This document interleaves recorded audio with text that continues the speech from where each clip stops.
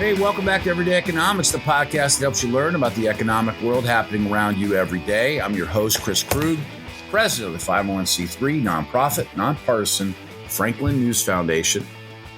Everyday Economics is a production of America's Talking Network. Check out all of our great podcasts at americastalking.com. To support Everyday Economics and podcasts such as this one, please make your tax-deductible charitable contribution by clicking the link in the show description. We're recording this episode on Tuesday, May 9th. And joining me as always, my partner, Dr. Orphe Divounguy, PhD economist. Dr. O, I'm going to jump right into it. Federal Reserve hiked the rate last week, as was predicted, by 25 basis points. Now, the Federal Reserve is warning of a potential credit crunch. So let's talk about, first of all, I want to get your thoughts on the Fed's action, and then I want to hear from you on credit and the availability of dollars to borrow. So let's start with Chairman Jerome Powell and the good people at the Federal Reserve and the decision that they made last week. The rate now stands at what exactly, sir? The target range for the federal funds rate is now between 5 and 5.25%, a full 5 percentage points. By the way, we haven't seen that since the 1970s, a full 5 percentage point higher than it was just a year ago. A massive increase in the federal funds rate. But everybody knew that, right? So it was somewhat expected, right? The market knew that, they priced the Fed rate hike at 100%. But what everybody was curious about was, where do we go from here? I think nobody has a crystal ball. You have economists that are trying to figure out what the economy is doing and where it's headed. And then you have the Fed economists also trying to figure out what we're doing, where the economy is headed. And it seems like the Fed, and everybody was very, very curious what Powell was going to say, especially, by the way, given that inflation remains very high. Core inflation, core PCE is more than double the Fed's 2% target. So, we've raised 5 percentage points in 1 year. And yet, let me say this, right? Inflation has come down a lot. Okay, it has, but it's still very high. It's still very high when compared to where we need to be. Can we break it down and look at the pieces of the puzzle that fascinate you the most right now? I mean, we have inflation sticky, kind of hanging around. The jobs report came out, and I've had skepticism about the jobs report. I feel like that number is pencil whipped, and it's just, I don't know. I'm not to be distrustful or mistrustful, but I really feel like that number gets adjusted backwards once everybody digests the original number, and then the update doesn't stick to people. So we have inflation that's sticking around. Powell said extraordinarily tight labor market. I mean, it's clear the labor market's still tight. I mean, we're at 3.4% unemployment rate, and we're adding 250,000 jobs. Sure, the jobs number was revised down from last month and the month before, so we had a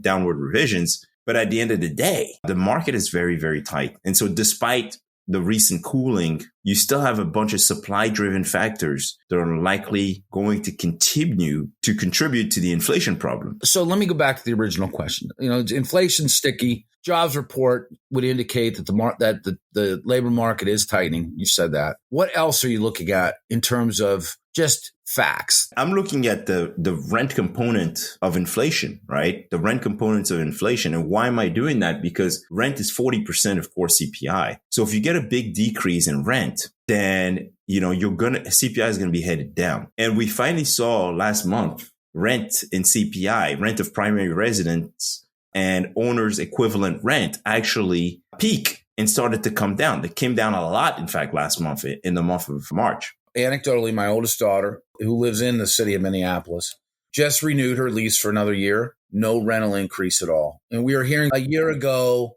in particular in hot markets like Florida and I mean in the Southwest, where people were seeing rent increases of 50% or more as they went into renewals and they were being forced to move. Orlando was particularly bad. Tampa was particularly bad. I'm sure that Miami, at the time was in that same ballpark. Miami is still pretty hot. I mean, it's calmed down a little bit, but it's still pretty expensive. And the annual rent increases are still pretty high. But yeah, we predicted this because the Zillow Observed Rent Index kind of leads the rent CPI, and so by about a year. And so when we put out a piece, one of my colleagues at Zillow, my friend Jeff Tucker put out a piece a year ago saying, we have about 12 to 18 months before rent and CPI starts to come down. And you got that perfectly spot on. 12 months later, when we finally saw this big decline in rent in the CPI, and that brought down inflation, the last CPI number, somewhat considerably. So I am looking for rent to come down. Now, here's the problem. We know that rent, right, household formation, very responsive to labor market tightness. Now, basically what that means is that if you have a very tight labor market, people are able to go out and find a job really rapidly, and they're experiencing massive wage growth. What people tend to do is they go out and get a place of their own, and that puts upward pressure on rents. Now, the good news is multifamily construction is at a record high, is somewhat on fire, although I think it might be cooling now, but it's still pretty hot. And so there's been a lot more building going on, apartment building going on, and that ought to absorb some of that demand. But yeah, so that's what I'm looking at. I'm looking at labor market tightness. And the Fed is absolutely spot on when it says, hey, wage growth is too high. Productivity fell 2.7% in the first quarter. The difference between, we talked about this on the podcast, the difference between wage growth, which is a proxy for aggregate demand, and productivity, a proxy for supply, the supply side. What you want is you want to bring supply in line with demand.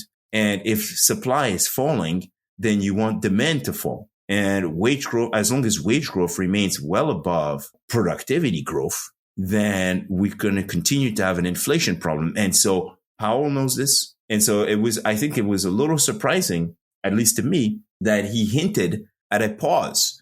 They increased the rate. Then they said, hey, they hinted at the potential pause after that last rate hike. And then they said, well, but he didn't want to take his options off the table.